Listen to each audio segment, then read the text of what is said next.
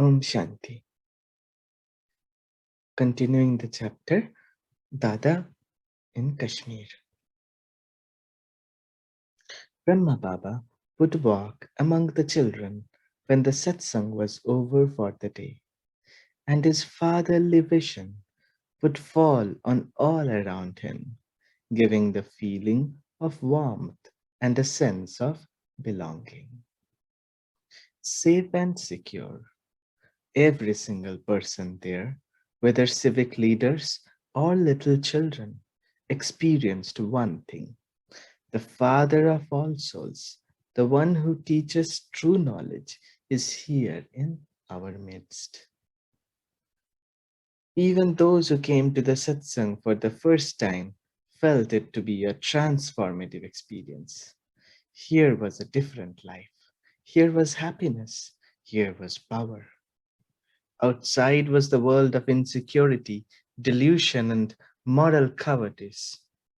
Out there, all one could do was pray. In here, one found the answers to all prayers. Here was peace.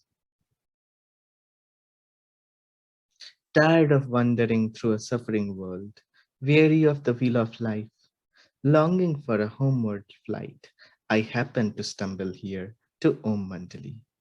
Now the soul sweetly sings, flying to the world of light. I am free. Now I know the aim of life. Now I found my home. And now at last I have met God. Each morning I bathe in the ocean of silence. I drink nectar from the cup of truth. I walk in the path of happiness, and my feet never touch the ground. Such were the responses of those whose lives were forever changed. The wealthy and the poor sat side by side in brotherhood. It was a simple satsang, and yet it seemed a royal court somehow, like the court of Indra, the famous deity of Indian mythology. All wore white clothes there, and those women who had been so caught up in fashion before felt a great beauty in their simple white saris. The outer simplicity seemed to emphasize their inner beauty. Elevated thoughts, sweet speech, brotherly vision, pure intentions. These were the elements of a knowledge filled personality. They had absorbed the spirit of purity, inspired by Brahma Baba's own life, by the power contained in his every act, gesture, and word. The satsang continued to grow, and with the increase in numbers, a formal structure was needed. A variety of classes was necessary for the people at different levels of spiritual development. The knowledge had to be revised and organized into books so that it could be made available to the public. All this took administrative leadership and money. Therefore, Brahma Baba appointed someone to be in charge, and he donated all his considerable fortune to furthering the spiritual academy. In October 1937, Om Rathe and 8 other women formed the trust committee for the new institution, which was called the Prajapita Brahma Kumaris Ishwarya Vishwavidyalaya, the Brahma Kumaris World Spiritual University. Om Radhe took charge of administering the institution, and she became the leading teacher. Thereafter, Brahma Baba gave away his entire worldly wealth and property to the trust committee. He gave the responsibility of all the university's affairs into the hands of the woman. His sole task now was to faithfully fulfill the role of being God's medium and to take responsibility for being a complete example of surrender to the will of God. Om Radhe took over the reins firmly and smoothly, operating the university on a day-to-day basis, applying the principles of economy and simplicity, yet making sure that every visitor felt perfectly at home. She remained detached in her part of administrator, employing her own well-developed powers of judgment and discrimination, combined with her innate gentleness and cooperation, to ensure that the institution continued to function harmoniously and happily.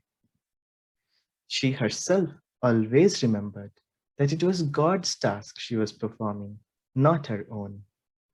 She had the attitude that the knowledge which she taught others, which was the basis on which she had attained her own personal fulfillment, was given directly by the Supreme, and that she was only his instrument. She felt it was her duty to be ever obedient to God's wishes. And because she succeeded so well in maintaining a spiritual consciousness, she became loved by all. They called her Mama. Even her own began, even her own mother began to call her that. Shiv Baba called her Jagadamba, World Mother, and he informed her that all the temples of Ambaji, all the bhakti or devotional pictures were her memorials. The spiritual university was a home of peace and harmony, but the outside world was most assuredly not. The fledgling school ran into opposition almost immediately from outside. The main objection was God's insistence on purity. Husbands did not take well to the idea of their wives becoming celibate. Fathers were bewildered by their daughter's decision to forego marriage. A tremendous tumult began to build around the issue. It was all right if men wanted to take up lives of renunciation, but for women to do so, this was something extraordinary, and many men were shocked and could not tolerate it. In those days, a married woman was supposed to be obedient to her husband and regard him as her God.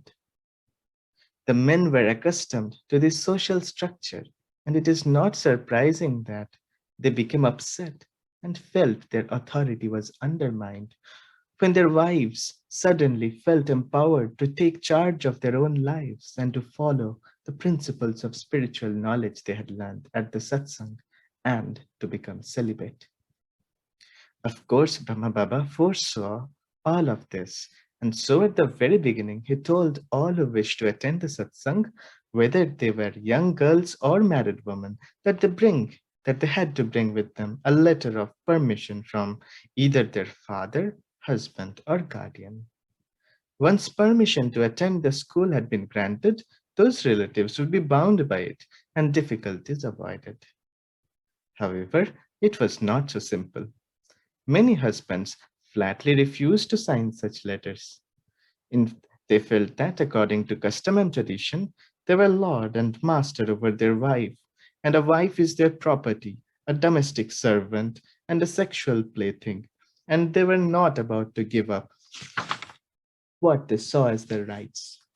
Others saw that this gathering was changing the lives of those people in other subtler ways, which threatened the materialistic basis on which the household had been used to operating. It was embarrassing to some families for their daughter to be seen wearing a plain white sari all the time and giving up the very status symbols, such as jewelry, which the father had worked so hard to attain. Also, having a religious person around created a different atmosphere in the house, and their conscience became uneasy seeing a brother or sister follow the highest code of conduct, while they themselves engaged in a more indulgent lifestyle. So, the difficulties mushroomed as the spiritual children became firmer on the path of purity. Boys also encountered problems with their families who expected grandchildren but would not get them? And why were these sons not eating their mother's cooking anymore? Why did they insist on such pure diets? The families could not understand. Despite the best efforts of Brahma Baba's children to explain, this knowledge would not fit into most people's intellects. Yet, in many ways, they were pleased with the transformation they observed. Those who followed Brahma Baba's directions became responsible, active, honest, economical, peaceful, understanding, thoughtful, forgiving, detached, and loving.